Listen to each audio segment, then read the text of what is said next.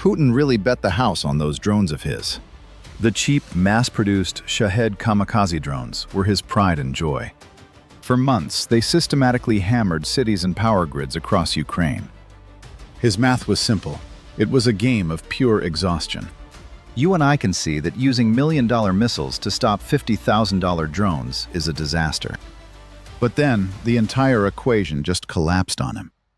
Ukraine found a way to flip the table on everyone. On April 23, 2026, Fedorov let the secret out to the public. They deployed a small air defense system that can snipe drones from thousands of kilometers away in the sky. Ukraine is now the first to actually scale this new technology. Putin's cost edge vanished overnight. Now, there is a system that hunts cheap drones with other cheap drones. The price is a shocker, but how it works is even crazier. Before this, a pilot had to be right near the front to hit anything. Usually, they sat 10 to 50 kilometers back, clinging to a signal that could be jammed. That created two massive, fatal flaws. First, the pilot was a sitting duck for Russian artillery strikes. If they found your signal, your time was up. Simple as that. Then there were those Russian signal jammers. Gear like Borisoglepsk or Zhytomyr would just scramble the connection and drop the drones. Ukraine just deleted both of those vulnerabilities with one single move. In this new setup, the pilot never even sees the front line. We're not talking about controlling drones from a muddy trench anymore. You could be in a room in Kyiv, Lviv, or even another country.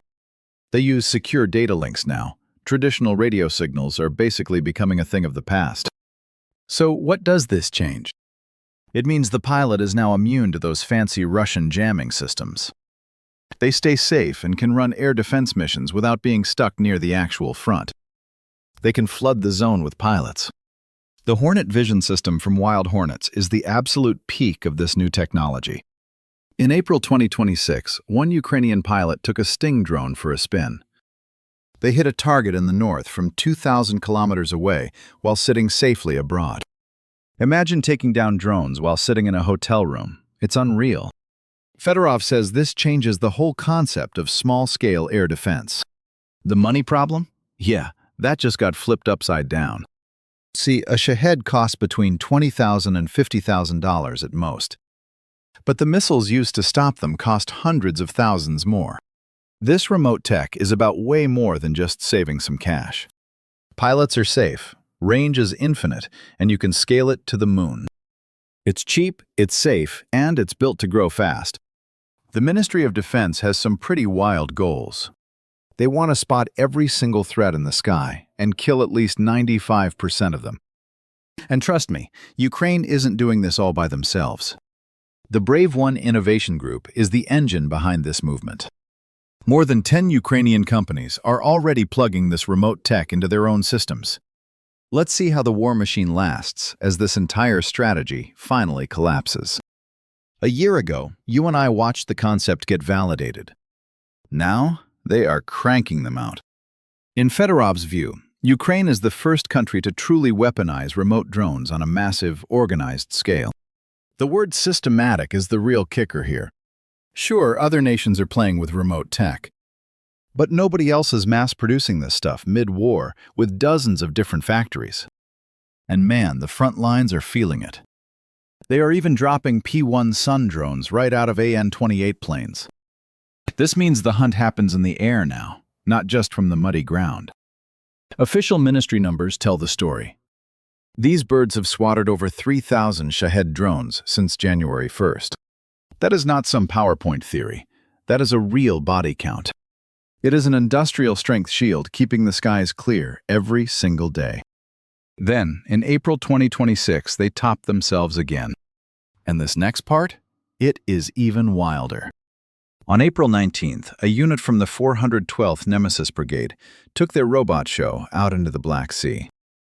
A hatch on a robotic sea vessel suddenly popped open.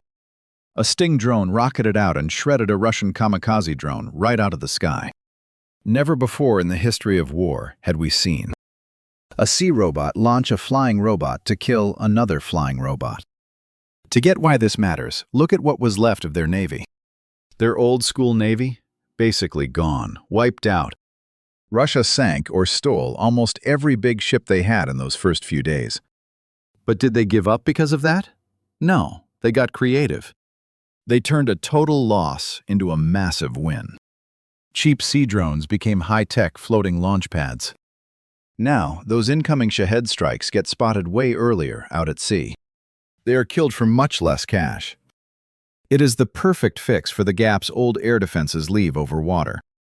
Private companies are jumping in to help blend the sea and sky. They have even started knocking down those fast, jet-powered Shahed variants with custom gear. Look at these together, and you and I see a very different big picture. Ukraine turned their sky defense into a massive, multi-layered trap. It is hitting from the land, the sea, and trenches, and even thousands of kilometers behind the enemy lines. Those Shaheeds are being hunted from every angle and at every distance. These two milestones are impressive, but just the start. This robot revolution is not just happening up in the clouds. There is a massive shift happening down in the dirt, too. April 2026 gave us, and history, another massive first. For the first time ever, robots took a Russian trench without a single human soldier having to step in. They surrendered to the machines. Unreal. Zelensky called it a world first in warfare, and honestly, he is right. This is not just some cool tech demo. It is the moment we saw robot armies actually win wars. Look at the battlefield. The old ways are collapsing beneath massive steel. In March 2026, ground robots finished 9,000 missions, while humans stayed home. These bots haul gear, drop mines, and drag wounded meat out. Every run saves a human life. A total of 25,000 more robots are coming. New models like Termit and Nurse TB are being built in droves. Logistics and mine-laying bots are crawling everywhere. No corner is safe anymore. Ukraine wants 100% robot logistics. Sorry, humans, your delivery services are no longer required. Every month, we get a little closer to a human-free war. And with one central station to rule them all. A single hub manages every robot type on the field. One operator sits back and toys with ground bots and drones like a video game. Ground bots, interceptors, and naval drones. The gang is here. It is all part of one vision. The end of man's war. Former Chief Valery Zaluzhny summed up this total collapse of tradition in one word. Robotization. The final curtain call for the old-school soldier. He says modern war has outgrown rusty guns and Grandpa's tired tactics. The future belongs to machines that do not need us to survive. Treaties are dead. We just need better technological alliances now. Ukraine is not just dreaming about it. They are killing the past every single day. But behind this mechanical takeover lies a secret, invisible force. It might be the greatest edge they have ever had. In an unprecedented move, stick with me here, they are sharing millions of videos. This data lives on a locked platform. These are not your vacation vlogs. Raw combat footage shows drivers dodging death and drones hitting their mark in real time. You see explosions and air defenses panicking under pressure. It is brutal. Artificial intelligence cannot learn from books. It needs blood. AI needs real combat. Ukraine is the only one with this massive mountain of data. They own the data from history's first non-stop drone war. The AI Center is devouring this data right now. They are training systems to hunt targets automatically. The Vega system can sniff out enemies without a human even looking. It scans 50,000 video streams at once. Good luck hiding. It spots thousands of targets every single month. Hit rates jumped from 20% to 80%. Math is a real killer. 4 out of 5 drones now find their mark. The score keeps rising because the machine never stops eating new data. Ukraine is not just keeping these secrets buried. Sharing with allies helps build a global AI for the new world. Fedorov says their battlefield data pile is the biggest in the whole world. This data lead is the most lasting edge they have got. Guns get old and bullets run dry, but data grows. It gets more precious with every passing day. The final boss of this data is AI drone swarm tactics. Technology is rewriting how we kill each other in the future. Data-driven war is the new king of the modern battlefield. Our lines are crumbling under AI swarms and millions of FPV drones. Mass attacks are hitting us from every angle simultaneously. Our radars and air defenses are basically sitting ducks. Old-school defenses were meant to stop just one bird. But stopping a whole autonomous pack? That is a total disaster. Their hive mind just laughs at our electronic warfare tricks. Shoot one down and the others just find a new way. The Brits say this is the future. For us, it is a nightmare. Kiev is the only one field testing our downfall in real time. What does this mean for our side? Well, it is ugly. You and I are watching the disadvantage grow every single month. New interceptors are making our best countermeasures look like ancient toys. Those fancy jammers?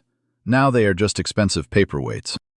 Our Shaheeds and Lancets are being swatted out of the sky, even way behind the lines. Naval drones with missiles? The Black Sea has become a death trap. Smart AI systems are slowly stripping away our only real advantage, the sheer number of drones we have. Can we fight back? Technically, yes, but we move like a glacier. Big rigs like the Krasuka and Borisogledsk are failing. They work fine against old radios, but fiber optics and hybrid links leave us completely and utterly helpless. We are trying to build our own long-range hunters. Keyword, trying. There is talk about those jet-powered German drones, but we are nowhere near the scale Kyiv has already reached. Forbes says we are planning to set up some new stations. We might put drone control centers over in Belarus. It is a cheap ripoff of their tech, just years too late. Putin wants AI evasion and self-driving drones to save his skin. Maybe that will slow down their interceptors. Probably not. But with our supply chains in total chaos, we simply cannot keep up. And this is exactly where the wheels come off the wagon. Our newest system, Krona, is still stuck in the testing phase. Classic. Reports say the West needs to hurry, but in reality, they are already winning this fight. Even our own officials admit the system is a total bust. Meanwhile, their private sector is running circles around our aging generals. 280 companies are pumping out over 550 active combat solutions for the front. They compete, they collaborate, and they just keep getting better every day. It feels like they invent something new every single month. We are stuck trying to match that pace with our bloated and very slow top-down factories. Good old Soviet bureaucracy is killing any chance of real innovation. Sanctions are choking our parts, and our best engineers are packing bags. So sure, maybe we can technically put up a fight. But let us be real, we are miles behind their advancements. The boss cannot fix the one thing that matters, the speed of innovation. You and I know that this gap only grows wider each month. You and I can see the old world breaking every day on the front lines in Ukraine. Nearly every road to Izium is wrapped in white mesh, like bandages on a dying system. At first glance, these nets on wooden sticks look like a total joke. But the truth is actually terrifying. Russian FPV drones can reach 30 kilometers deep. Safety is collapsing as these drones hunt deep into areas once considered safe. Warning signs line the roads and everyone carries a detector. It is just absolute chaos. In Kherson, they have turned these machines against ordinary people. Locals call it a human safari. They hunt down people moving through the city streets. Hundreds of exploding drones rain down on people every single day. Pure insanity. They hunt in packs to track people.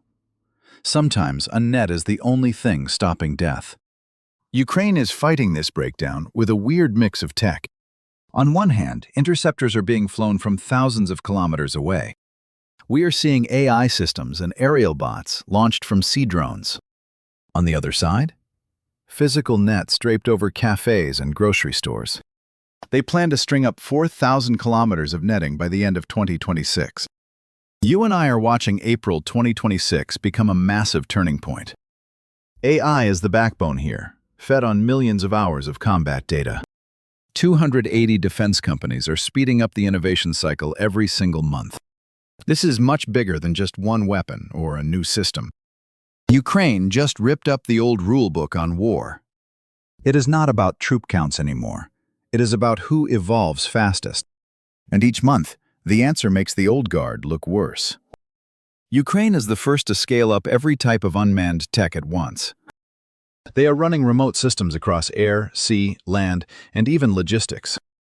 And this is not just about one simple border war anymore. Every military, including NATO, is watching this collapse very closely. What Ukraine is testing on the battlefield today is the new standard for tomorrow. Old air defense logic was built on guys standing on the front lines. That whole idea just got completely demolished. Massive warships used to be the ultimate kings of the sea, until Ukraine sank that idea completely. Ground wars used to rely on infantry boots. Now, robots are taking the trenches instead. Ukraine is sitting on a goldmine of tech to export to allies. Tiny defense systems and AI are about to wreck the global arms market forever. Fedorov basically defined exactly how every future war will look. Autonomous systems are the future. Ukraine is writing that script for us right now. Meanwhile, Russia is still trying to fight like it is 1945. They are circling the drain more and more every month. The weapons, the tactics, the whole battlefield, it is all totally changed. Only one thing stays constant here: how incredibly fast Ukraine can pivot. Russia just cannot keep up. The wheels are falling off. What do you and I make of this total breakdown? Drop your thoughts in the comments below. For more deep dives into this crumbling old power, subscribe to our channel right now. And do not forget to turn on those notifications. Join the sortie. We'll make long missions shorter and tracking your heartbeat way more reliable.